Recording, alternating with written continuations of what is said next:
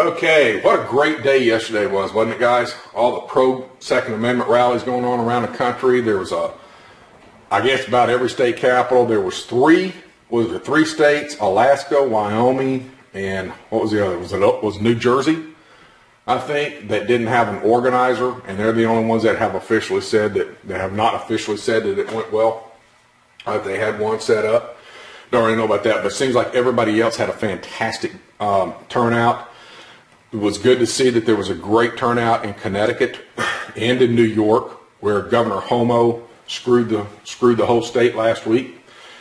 Albany apparently had a great turnout, and Connecticut did, and that's I think it's great that that happened there. But you know, in Little Rock we had what, about 150, I think, which I really wish had been more, but maybe we can get more on the 8th of February. That's when the next National March on the Capitol's Day is. So guys, get ready for that one. Be at those too. Maybe we can get some better promotion out for that to get more people at some of these. But it was still a great turnout overall. There's a lot of videos coming in. I have shared a ton of them on Risarms. Facebook page will be in the description if you want to go to the Risarms Facebook page. And guys, share these things left and right. Somebody had actually mentioned Facebook should be called Click Share or ClickBook, whatever. Well, fine. On these gun rally things, make it that way. Share them 1,000 times. Share them on every one of them you got. I don't care what it takes. I mean, we've got to keep the pressure on, because these guys are not going to let up, and so we have to let them know that we're not either, and that these are our rights, and we're going to stand up and we're going to defend them. So we got to keep the pressure on with it there, guys. So share them 1,000 times, and there will be more that I will be sharing. A lot of good videos there. SHOT Show was last week. A lot of good videos from SHOT Show coming in. Nut and Fancy had some good videos come in. Fate of Destiny had some really good videos coming in. Military Arms Channel had some really good videos coming in.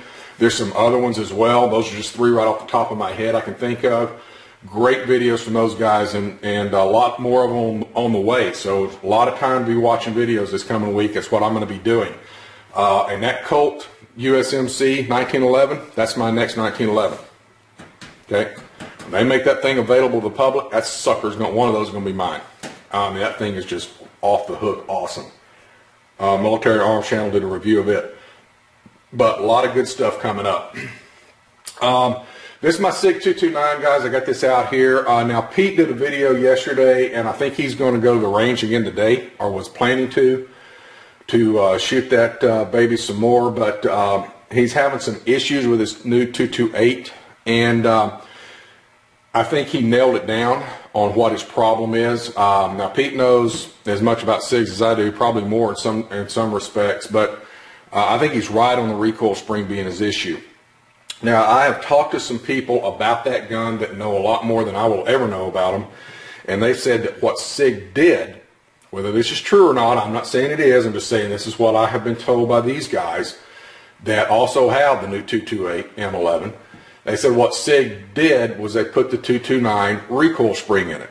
Some of them are a little stiffer than others. And while the slide on the new 228 is now milled instead of stamped, it's still a bit lighter than the 229 slide. And so they think, underline, they think, they're not saying it is, that could be the problem. But as the spring works itself in and loses some of the stiffness, it functions fine. Now, there is a response video up on Pete's video by a guy. I cannot remember his channel name. I'll get it and I'll put it down here. And he had an issue with his 226 doing the same thing, but after about 400 or 500 rounds, it worked itself out and it ran fine. So he had to lose some of the stiffness. That could be an issue, okay? And if that is the issue, that's something SIG does need to address. But, you know, I mean, if it was me, I'd lock that slide back for a couple of days. Store it like that.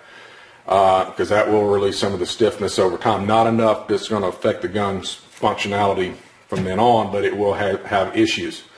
So, really, what causes a stovepipe, guys, really is that the slide does not come fully back before it starts to go back forward. That's why a lot of times when you get a stovepipe, it could be due to a light round or whatever, but it's not coming all the way back. It could be due to limp wristing or whatever. Pete's case, I'm pretty damn sure it's not limp wristing. Yeah, I know what Eric's going to say here. E-Bomb is going to say something about that. But anyway, And that could be due to a spring stiffness issue. That's why, and it doesn't come back for us, so therefore it won't come back to pick up the next round. It comes forward too soon. That round doesn't have time to get all the way out the ejection port, and it grabs it and holds it. So that could be an issue. I think Pete's online with it there. Now, I know there's a lot of people out there that say Gligs are, SIGs are overrated, and I think that's bull. I don't think they are. I'm a Sig Sauer fan. I'm not a fanboy. I love SIGs. They are my favorite, but I'm not necessarily a fanboy. Most of the people that say that, not all, most of the people that say that are Glock fanboys. And we've discussed what a fanboy is before, guys. No need to go into that again. I'm a Glock fan. I love Glocks. But most people that say that are people that are Glock fanboys.